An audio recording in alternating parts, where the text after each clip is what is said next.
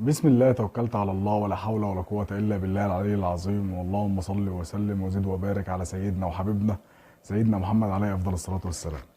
النهارده كان في خبر كده نزل على صفحة رئيس نادي الزمالك وتقريبا بيغز كابتن ممدوح عباس أو المهندس ممدوح عباس، وبيقول له والله بالنسبة الفلوس اللي في البنك احنا قدمنا طلب للضرايب عشان تاخد فلوسها. هي فلوسها اصلا مش عارفين هي كانت سايبه فلوسها ليه. الضرايب كانت مستنيه رئيس نادي الزمالك ان هو اللي يقول لهم يا جماعه انتوا في ايه؟ انتوا ما بتاخدوش فلوسكم ليه؟ مش انتوا لكم فلوس؟ ما تيجوا تاخدوها، والله في حساب البنك بتاعنا في رقم كذا كذا كذا عليه كذا بالمصري، وده عليه كذا باليورو، وده عليه كذا بالدولار.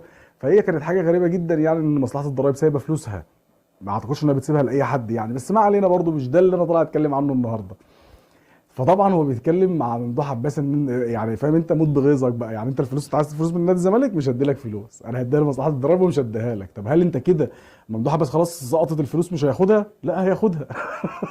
خدها النهارده، خدها بكره، حتى لو بعد عمر طويل يعني ربنا يديله الصحه وطولة العمر، لو توفى الورثه بتاعه هياخدوا برضه الفلوس وهيطالبوا بيها وهياخدوها. الفلوس كده كده هتتاخد، وكده كده نادي الزمالك هيدفع الفلوس بتاعه الضرايب ويدفع الفلوس بتاعه ممدوح عباس.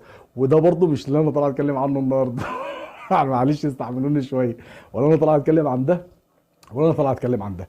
بس يعني الموضوع كان اتفتح بكده، الموضوع اتفتح ان هو مثلا كان نزل النهارده البيان ده او نزل البوست ده عنده على الصفحه. فانا كنت بتكلم مع حد حبيبي يعني، فالمهم فافتكرنا حاجه، والله العظيم افتكرناها، احنا كنا ناسينها. يعني انا كنت عن نفسي ناسيها والله. هو رئيس نادي الزمالك يا جماعه بجد والله العظيم، عشان بس الناس تبقى معايا، يمكن انا مثلا برضو غبت، مثلا يمكن سبت البلد وسافرت، ما اعرفش، يمكن مثلا جالي زهايمر، يمكن جالي مثلا فقدان ذاكره مؤقت لفتره مؤقته. جايز في الزمن ده الواحد يعني ممكن يتوقع اي حاجه.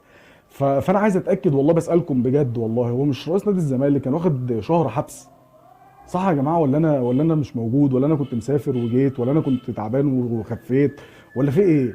ولا انا الزمن وقف عندي مثلا عند الشهر الحبس اول ما سمعت مثلا الخبر بتاع شهر حبس والقاضي مثلا حكم بالشهر الحبس ده؟ فخلاص بقى بعد كده الدنيا اتغيرت بالنسبه لي، وانا بقيت مش عارف انا والله قلت اما اقترح الموضوع على حضراتكم يعني. ولو حد عنده رأي او حد عنده معلومه يا ريت يبلغني، يعني لو مثلا لو خد براءه في القضيه طيب، يعني مش عارف. والله العظيم بجد انا بسأل بجد، هو موضوع الشهر ايه؟ هو في ايه؟ يعني راجل اصلا بيخاطب المفروض ان هي جهه حكوميه اللي هي مصلحه الضرايب، وبيقول لهم يا جماعه انا المستشار فلان الفلاني بعت لكم وبقول لكم كذا كذا كذا كذا، وانا مكاني قاعد في المكان الفلاني وفي الحته الفلانيه ورئيس نادي كذا وعندي كذا وعندي كذا وعندي كذا وعندي كذا وعندي كذا. هل هم مش عارفين يوصلوا له؟ طب هل اتعمل نقد مثلا، يعني اتعمل حاجه مثلا تخلي الموضوع يتاجل؟ انا مش فاهم والله، وللاسف ما بشوفش حد بيتكلم في الموضوع ده خالص، ولا في الاعلام بقى ولا في الميديا ولا في اي مكان في الدنيا خالص. يعني مش عارف انا بصراحه، يعني انا بسال السؤال يعني بحسن نيه. ان انا عايز اعرف، عايز افهم.